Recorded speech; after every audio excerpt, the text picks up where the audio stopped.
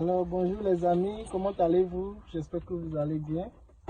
Vraiment désolé, je n'ai pas vraiment assez de temps parce que ce week-end je suis beaucoup occupé.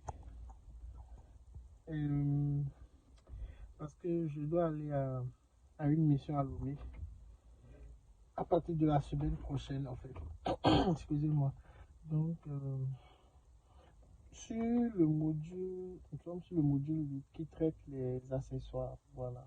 Et je vous avais dit, c'est mon module préféré parce que dans ce module, il y a pas mal d'accessoires, d'accord, que les voitures à essence diesel utilisent, qu'on retrouve dans les voitures électriques. Maintenant, le principe au niveau des voitures électriques est un peu différent parce que ces accessoires dont nous parlons quand on parle du compresseur pour la clim, quand on parle de la pompe assistée, quand on parle de la clim, le compresseur, j'ai déjà dit ça, la pompe assistée, quand on parle du système de frein, d'accord, vous savez que le cerveau, il y a un tuyau de dépression qui quitte le moteur, d'accord, le collecteur d'admission du moteur, je parle des véhicules à essence, diesel, qui vient au niveau du cerveau, d'accord, qui crée une dépression. Et c'est ce qui permet que lorsque vous appuyez sur le frein, ça marche en fait. Maintenant, comme on n'a pas de moteur, d'accord, thermique dans les voitures électriques, il faut un autre système pour créer cette dépression. Et cette dépression est créée par une pompe, d'accord, on l'appelle pompe à vide. Donc il y a la pompe là qui crée cette dépression au niveau du cerveau. Ça c'est le système de freinage. Et quand on parle de la direction assistée, pareil, ce n'est pas hydraulique. C'est très rare de voir une direction assistée hydraulique avec les voitures électriques. Très souvent c'est des moteurs, des pompes électriques pour la direction. Je vais parler de votre volant. Vous voyez ça, par exemple, c'est une voiture électrique, d'accord.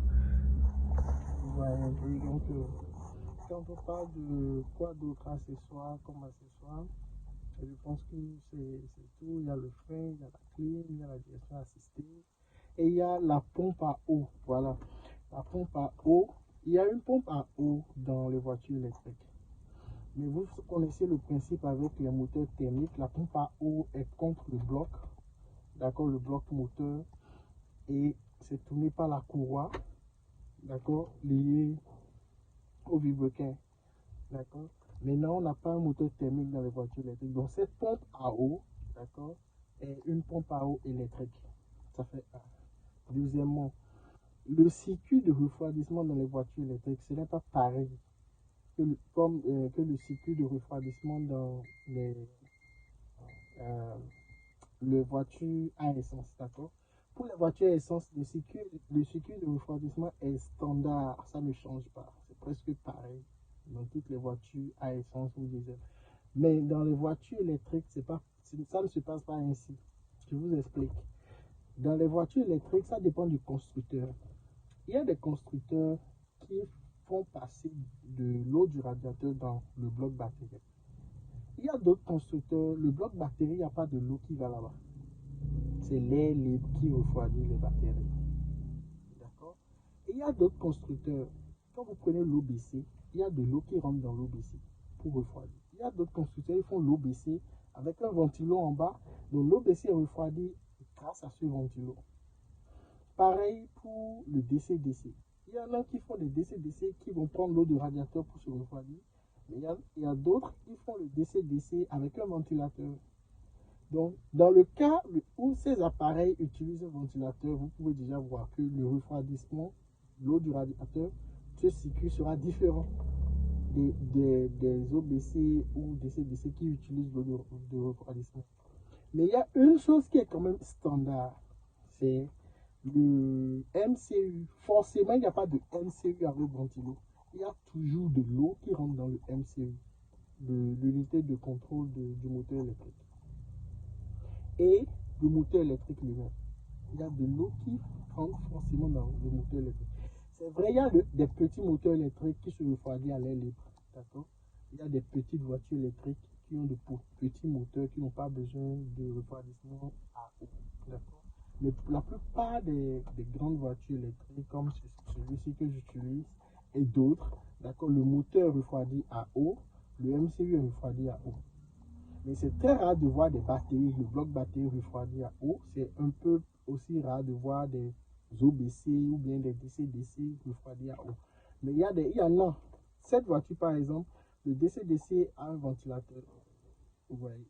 L'OBC a un ventilateur. Mais le MCU et le moteur électrique sont refroidis à eau.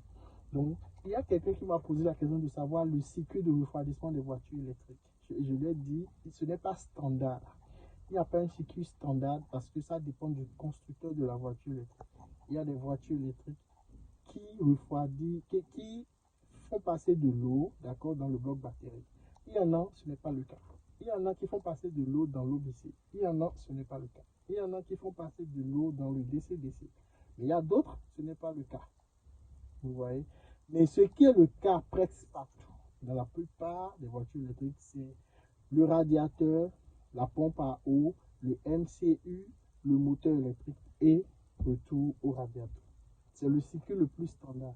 Donc ça quitte le MCU, ça quitte le radiateur, d'accord, le réservoir ou le réservoir d'eau.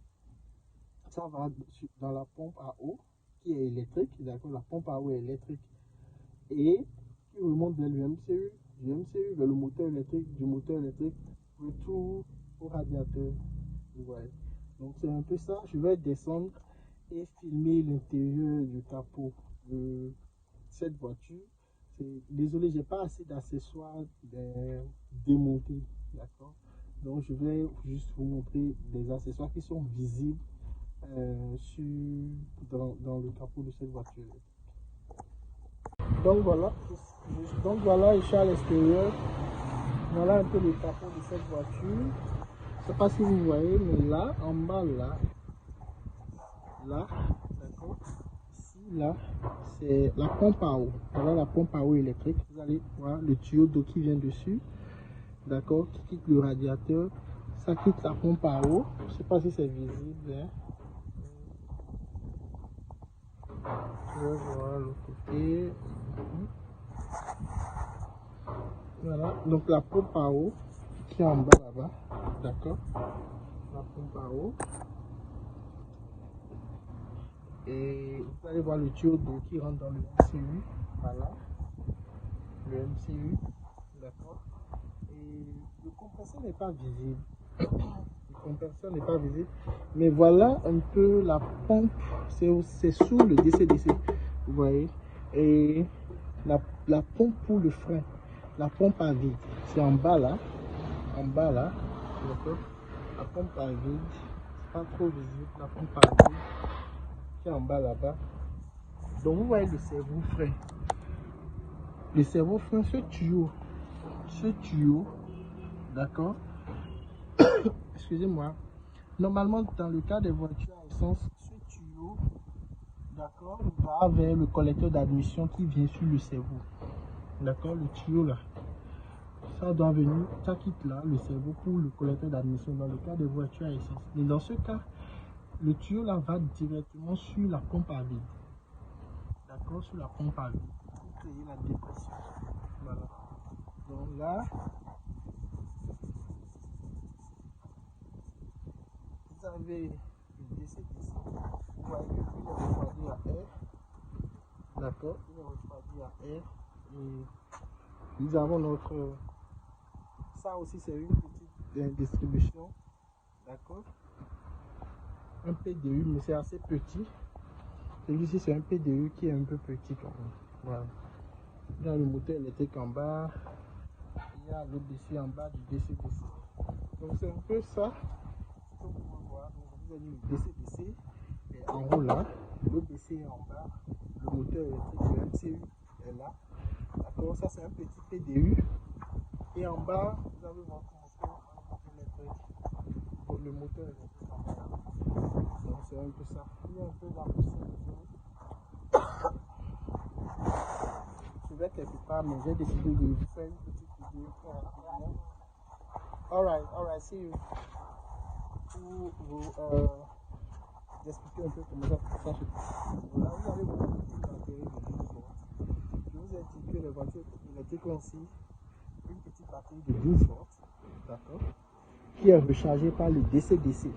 Donc c'est la batterie ça, d'accord, c'est rechargé par le DC-DC. C'est le DC-DC qui lui envoie du courant. Bon, le DC-DC se comporte un peu comme l'alternateur. Peut-être que je ferai une autre vidéo quand j'aurai la plupart de ces accessoires-là démontés de la voiture. Je vais vous les présenter un à un. C'est un peu ça. Merci beaucoup et à très bientôt.